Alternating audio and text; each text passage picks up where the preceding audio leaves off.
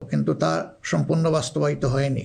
এই বাস্তবায়ন সম্ভব হবে আগামীতে যে গণভোট, সেই গণভোটে আমরা যদি আমাদের মূল্যবান ভোট দিয়ে হা বলি, তাহলে সংস্কার প্রক্রিয়া তার পূর্ণতা পাবে ইনশাআল্লাহ।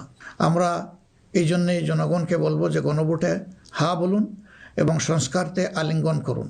আমাদের সন্তানদের স্বপ্ন পূরণে আপনিও গুরুত্বপূর্ণ অংশীদার হন।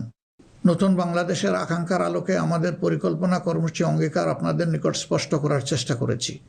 বাংলাদেশে আমরাই প্রথম পলিসি সামিটের মাধ্যমে রাষ্ট্র পরিচালনার নীতি কৌশল জনগণের সামনে তুলে ধরেছি। আমাদের নির্বাচনী ইশতেহারে এর প্রতিফলন রয়েছে। এই প্রক্রিয়ায় অনেকেই আমাদেরকে সহযোগিতা করেছেন, তাদের প্রতি আমরা কৃতজ্ঞ। এছাড়াও আমরা সমাজের বিভিন্ন শ্রেণী পেশার মানুষের সাথে কথা বলেছি, বসেছি এবং তাদের মূল্যবান মতামত, পরামর্শ আমরা গ্রহণ করেছি। আমরা সুযোগ পেলে মহান আল্লাহর ইচ্ছায়, জনগণের ভালোবাসায় সরকার গঠন করলে প্রথম দিনে ফজরের নামাজ পড়েই আমরা আমাদের পরিকল্পনা বাস্তবায়ন শুরু করব ইনশাআল্লাহ। প্রিয় দেশবাসী, আমাদের শাসক শ্রেণী সরকারি পদে নির্বাচিত হওয়ার পর নিজেদেরকে দেশের মালিক গণ্য করেছে।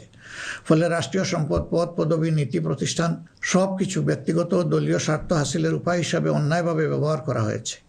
এর ফলে চুরি ও দুর্নীতি, স্বজনপ্রীতির মাধ্যমে প্রতারিত করে জনগণের সম্পদ লুণ্ঠন করা হয়েছে।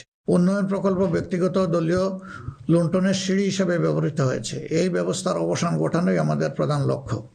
আলহামদুলিল্লাহ, অতীতে জামাতে ইসলামী থেকে যারা জনপ্রতিনিধি হিসাবে সংসদ, সরকার ও স্থানীয় সরকারের দায়িত্ব পালন করেছেন, তারা কেউই দুর্নীতির দায়ে অভিযুক্ত হননি।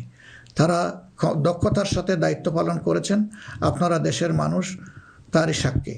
প্রিয় দেশবাসী, আগামী জাতীয় সংসদ নির্বাচন জাতিকে একটি নতুন স্বপ্নের দিকে নিয়ে যাওয়ার এক মহা সুযোগ হিসাবে এসেছে।